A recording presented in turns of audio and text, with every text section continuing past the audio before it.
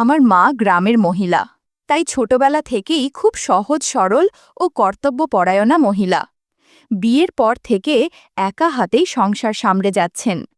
আমার বাবার মা অর্থাৎ আমার ঠাকুমার খুব প্রিয় ছিলেন আমার মা। মায়ের যখন 18 বছর বয়স তখনই বাবার সাথে বিয়ে হয়ে যায়। ছোট ছিল বলে আমার ঠাকুমা মাকে নিজের মেয়ের মতোই দেখতেন। আমার বাবা শহরে থেকে কাজ করেন। 2 মাস 3 মাসে একবার আসেন বাড়িতে, কয়েকদিন থেকে আবার চলে যান। আমার মা খেতে খুবই ভালোবাসেন। মূলত ফল জাতীয় খাবার মায়ের খুবই প্রিয়। কোনো রকম খারাপ নেশা নেই, শুধু পান খায় এই যা। মায়ের ভালো ব্যবহার আর সরল মনের জন্য পাড়ার সবাই মোটামুটি মাকে খুব ভালোবাসত ও সম্মান করত। বিকেলবেলা কাজ শেষে মা আর অন্য প্রতিবেশী কিছু মহিলা গল্প করতেন। সব মিলিয়ে পাড়ায় একটা পারিবারিক মহল ছিল। ছোটবেলা থেকেই মা আমাকে আদর ও যত্ন দিয়ে মানুষ করেছে। আমার নাম বীরেন, মা আমায় ভালোবেসে বীরু বলে ডাকে।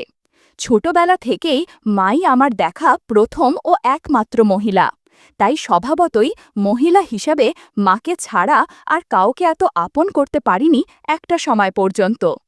আমার বয়স 19, আমি একজন মাঝারি গড়নের ছেলে।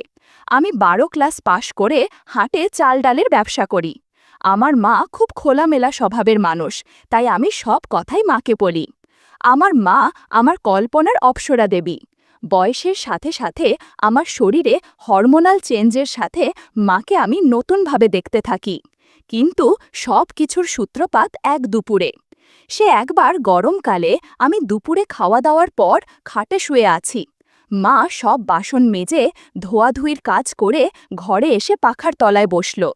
মাকে দেখে ক্লান্ত মনে হলো। মাকে জিজ্ঞাসা করে জানলাম সকাল থেকে সেদিন খাটাখাটনিটা বেশিই পড়েছিল।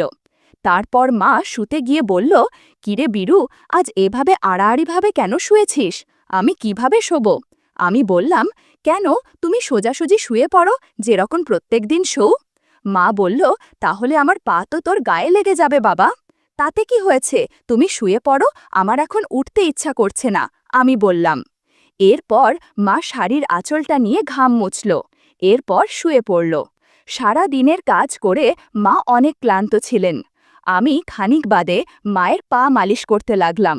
মা প্রথমে খানিকটা অস্বস্তি বোধ করলেও সারা দিনের ক্লান্তির ফলে পায়ে আরাম পেয়ে আর কিছু বললেন না। এভাবেই পায়ের মালিশটা ক্রমে আমাদের দিনলিপির অংশ হয়ে উঠল। সময়ের সাথে মাকে দেখার দৃষ্টিভঙ্গি আমার আরও বদলে গেল। সাধারণত বাড়ির কোনো কাজ করার সময়, বাসন মাজা বা কাপড় কাচার সময় বিশেষ করে শাড়িটা যাতে জলে ভিজে না যায় তাই গুটিয়ে কোমরে আটকে রাখতেন। এতে কাজ করতে বেশ সুবিধা হয় মায়ের। তার টলটলে নিষ্পাপ মুখটা যেন কোনো মায়া জালে আমার মনে তীব্র আলোড়ন ফেলত। একদিন এভাবেই দুপুরবেলা মায়ের পা মালিশ করে দিচ্ছি আর মা শুয়ে আছে, এমন সময় পাশে তাকিয়ে দেখি অত্যাধিক গরমের জন্য কাপড় কিছুটা অগোছালো হয়ে আছে।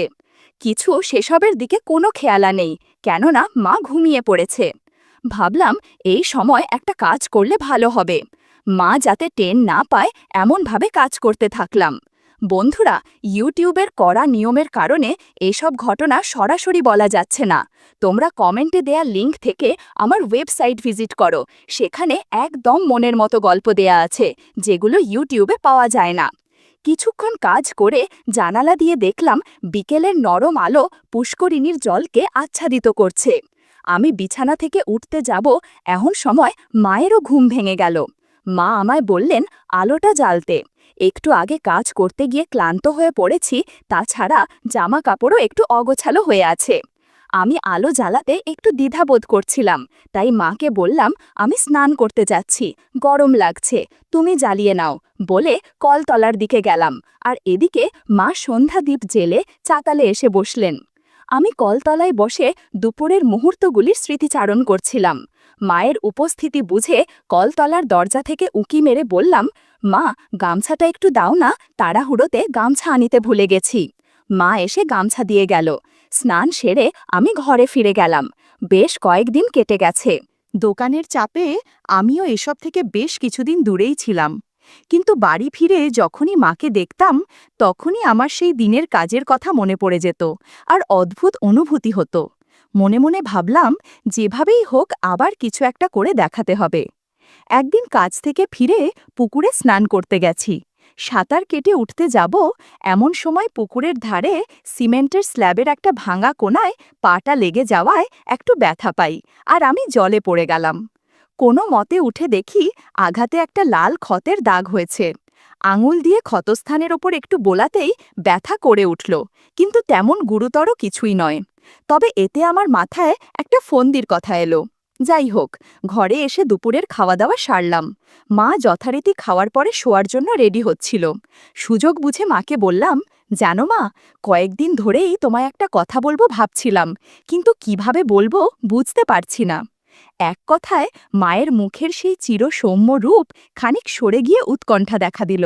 মা বলল, কি হয়েছে বীরু বাবা, বলে ফেলো, কি বিষয়ে সমস্যা সেটা তো বলো বাবা।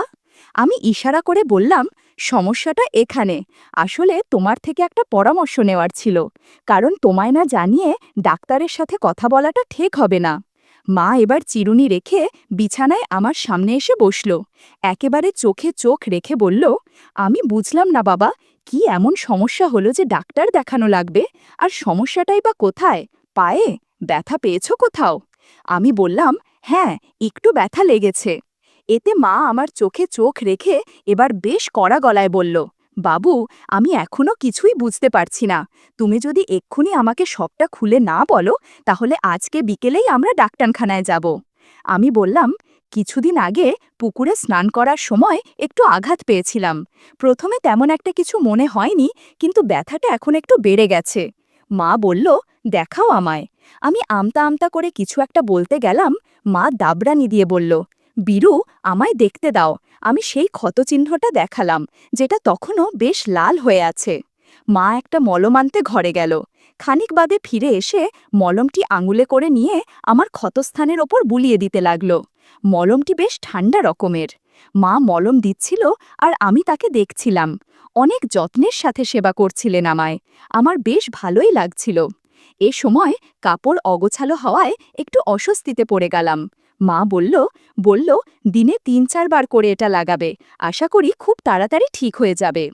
এ সময় কিছু ঘটনা ঘটে যায়। বন্ধুরা, ইউটিউবের কড়া নিয়মের কারণে এসব ঘটনা সরাসরি বলা যাচ্ছে না। তোমরা কমেন্টে দেয়া লিংক থেকে আমার ওয়েবসাইট ভিজিট করো, সেখানে একদম মনের মতো গল্প দেয়া আছে, যেগুলো ইউটিউবে পাওয়া যায় না।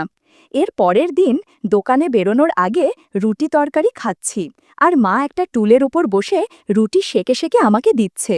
এরই মধ্যে কথায় কথায় মা হঠাৎ আমাকে জিজ্ঞাসা করল, বীরু, তোমার ওই সমস্যাটা এখন কেমন আছে?